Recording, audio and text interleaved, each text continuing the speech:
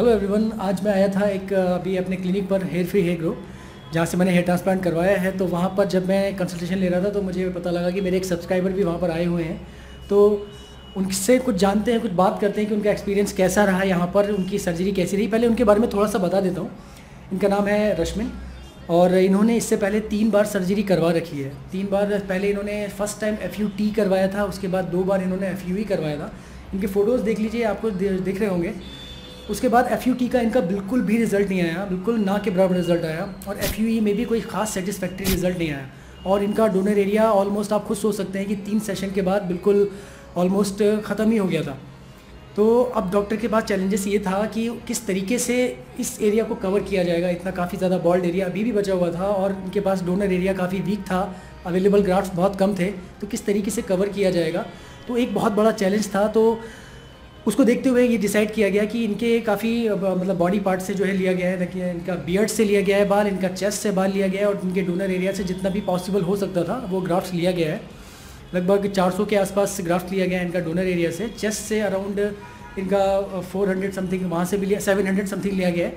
और जो इनका बियर्ड है वहाँ से अराउंड 1150 और समथिंग 1200 के आसपास लिया गया है। तो बहुत मुश्किल से करके अराउंड 2400 के आसपास कुछ 2000 प्लस ग्राफ्ट निकाले गए हैं।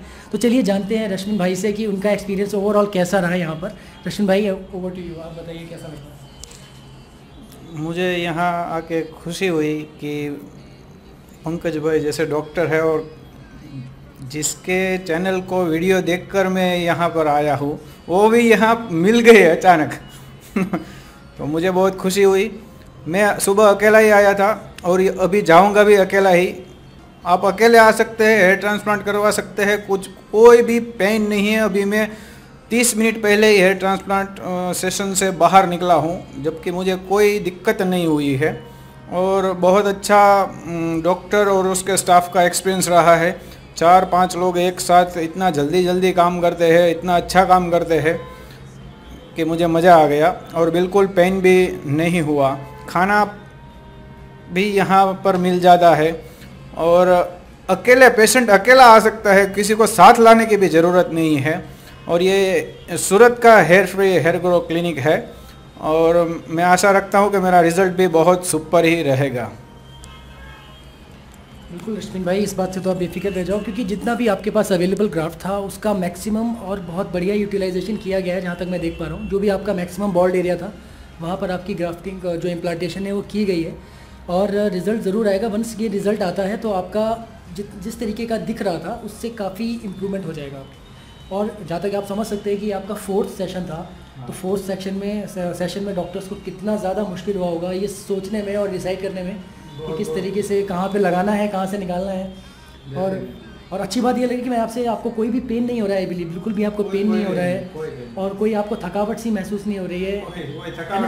एनेस्थीसिया के इंजेक्शन देने के बाद आपको जो है, इनफैक्ट ऐसे में तो इतना इंजेक्शन लगने के बाद थोड़ा सा जनरली होता है कि डिजीनेस आता है, लेकिन आपको वो भी नहीं लग रहा है। आप मुझे काफ़ी एक्टिव लग रहे हैं। मुझे लगा था कि शायद मैं आपसे बात करूँगा तो आप बात भी नहीं कर पाएंगे मुझसे, लेकिन इनफैक्ट देखिए दोस्तों, ये मतलब कितने आराम से बात कर रहे हैं। मैंने इनसे इससे पहले भी 10 मिनट पहले बात की थी, तो बोल रहे हैं कि इनको कुछ पता भी नहीं चल रहा है। पेन हालांकि चेस्ट से लिया गया है ग्राफ्ट्स, इनका पीछे डोनर एरिया नॉर्मल वहाँ से भी लिया गया है और आपके इनका बियर्ड से भी लिया गया है।